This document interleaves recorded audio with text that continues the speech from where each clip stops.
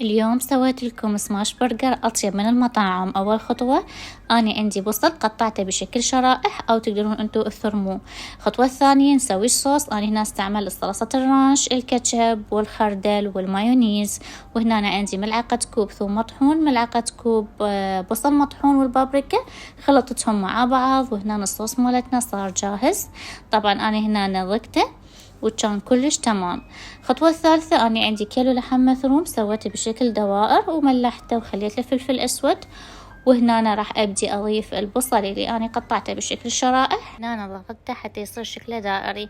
طبعا الوصفة تجنن، طعم الهمبرجر أطيب وألذ من كل المطاعم. هنا أنا خليت الجبن فوق الهمبرجر. وهنا اللفة مالتي خلينا الصوص اللي هو أهم شي، وبعدين الطرشي وأول طبقة من الهمبرجر والفنجر. وهنا راح أخلي الهمبرجر الثاني. أنا هنا سويته دبل، تقدرون تسووا طبقة واحدة. وهنا